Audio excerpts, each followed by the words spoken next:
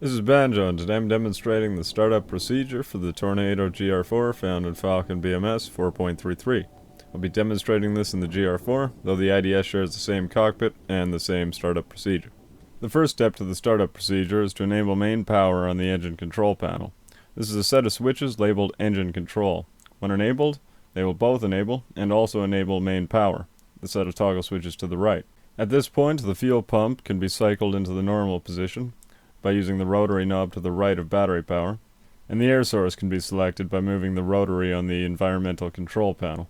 At this point, the aircraft's ready for engine start, so we'll move on over to the throttle quadrant, and we're able to see at the forward section a switch labeled APU. This is jet fuel start. At this point, engine RPM will increase until it reaches 2000, at which point it will hold at 2000 until you hit the idle cutoff. Now at this point, let's close the canopy because it's getting noisy. We can see the area I'm hovering my cursor over. This is the area you need to select to close the canopy. At this point, with the canopy closed, we're able to see the engine RPM has nearly reached 2000, at which point it will stop and hold until I hit the idle cutoff. So we'll move over onto the throttle quadrant, and we're able to see, hanging off the upper left section of it, is the idle cutoff. So once the engine RPM reaches 2000, I'm going to crack the throttle out of idle, left click on the idle cutoff and move the throttle back into the idle position. This will allow the engine to continue spooling up, at which point the generators will come online, my avionics will come online, and I'm able to continue setting up the rest of my systems.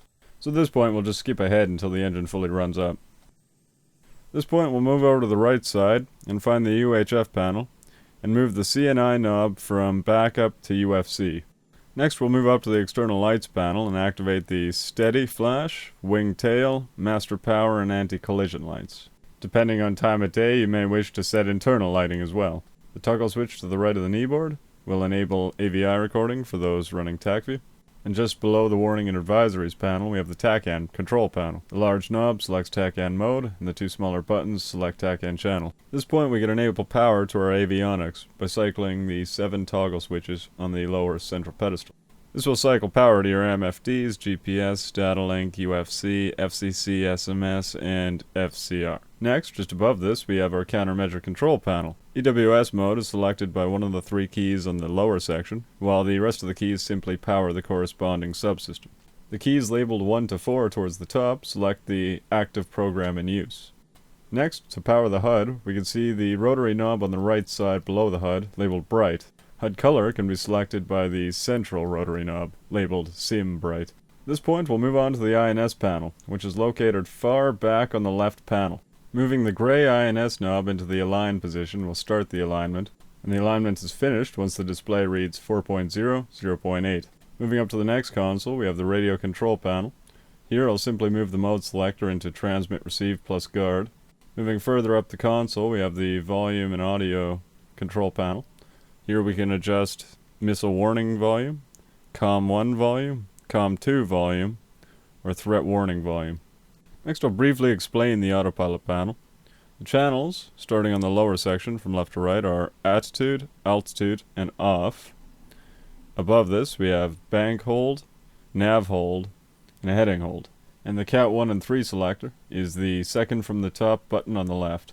Next, to the left of the throttle quadrant, we can see 2 buttons. These allow you to increase or decrease the flaps, which we can see indicated in the upper left portion of the screen.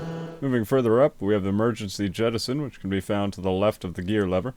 And just above the gear lever, we have the toggle switch to enable our landing lights. Next, to the left of the radar scope, we're able to see a rotary knob. This will allow you to cycle the radar altimeter to standby or operation. Just above here, where it says alarm, this is our master caution. And to the right of this, we have Master Arm. HSI mode of operation is selected on the black rotary knob on the lower left of the MFD on the upper left of the countermeasure control panel. At this point I'm simply waiting on the INS alignment to finish, though I can load the data transfer cartridge now by selecting DTE off the MFD and selecting load, at which point the relevant channels of the data cartridge will be loaded in and the MFD returns back to the HSD. At this point the INS alignment is completed, and we can see ready is flashing on the DED panel, and we can see a line flashing in the lower left of the HUD, so we'll move the INS knob into nav. At this point the aircraft is started up and its systems are set up, though we can see a number of faults on the advisory panel. So on the radar scope, we'll move over to the test page and hit clear at the top.